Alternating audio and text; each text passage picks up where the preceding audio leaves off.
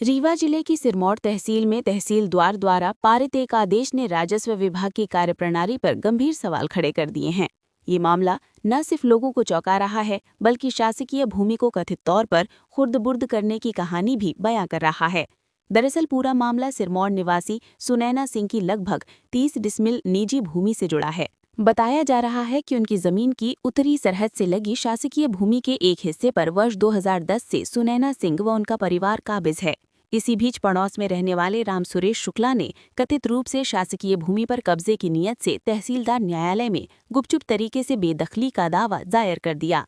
आरोप है कि इस प्रकरण में तहसीलदार न्यायालय ने नियम कानूनों को ताक पर रखते हुए सुनैना सिंह को शासकीय भूमि से बेदखल करने और राम सुरेश शुक्ला को कब्जा दिलाने का आदेश पारित कर दिया।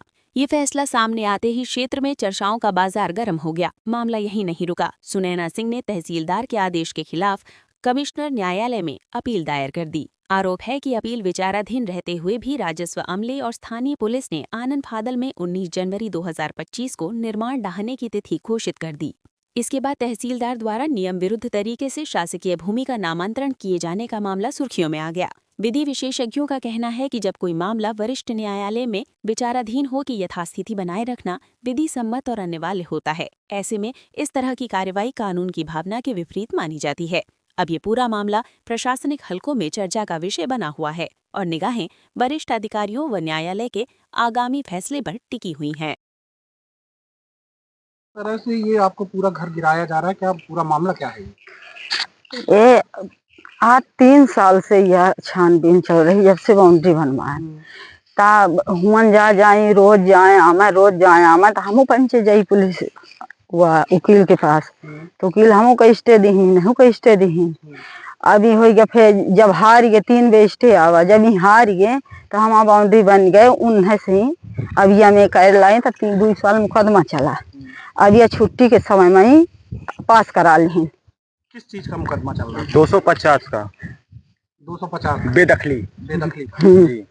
किसने लगाया था ये राम सुरेश शुक्ला।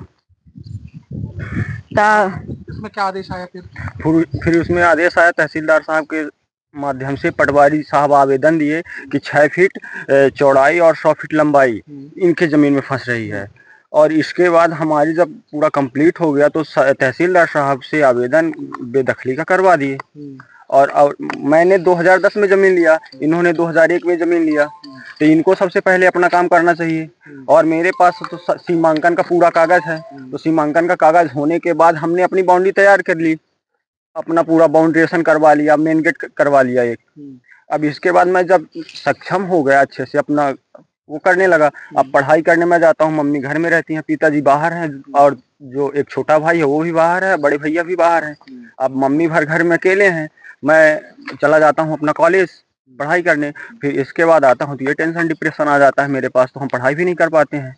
नहीं, ये बताइए आपकी रजिस्ट्री में जो उत्तर दिशा है, उत्तर दिशा में तो शासकीय भूमि दर्ज है। हाँ, उत्तर दिशा में वो विद्युत मंडल का शासकीय भूमि दर्ज है, पर इन्होंने बोल रहे हैं कि ये हमारी जमीन है। नहीं, तो ये राजस्व विभाग ने ऐसे कैसे खेल कर दिया कि एक शासकीय जमीन से अतिक्रमण हटवा के और दूसरे को सुपुर्द कर रहे हैं? अब ये इन पुलिस और इनकी भगत है, मिलन भगत है पूरा जो कुछ है। अब ये लोग क्या करना चाहते हैं मुझे नहीं पता। और मैं कमिश्नर ऑफिस में भी अपना प्रतिवेदन दिया, 2-3 को मेरी पेशी है।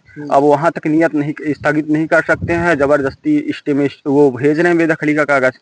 नहीं, तो 3 बार जेसीबी आ चुकी है। न्यायालय में अपील की है तो फिर कैसे तहसीलदार ऐसे कैसे कर सकते हैं? तो अब मुझे नहीं पता, बेदखली का मेरे पास 3 बार आदेश आ चुका था।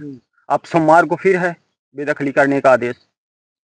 मतलब क्या बोल रहे हैं कि कल गिरना है मेरे को मैंने अपना सीमांकन का कागज दिया उन्हें 16 तारीख को। अब वो बोल रहे हैं कि जब तक मैं बेदखल नहीं कर दूंगा तब तक आपका सीमांकन नहीं करूंगा, बेदखल करने के बाद सीमांकन करूंगा। कौन बोल रहे हैं? ये पटवारी और तहसीलदार साहब बोल रहे हैं। तुम नाम बता दीजिए। मेरा नाम शुभनम विवेक सिंह।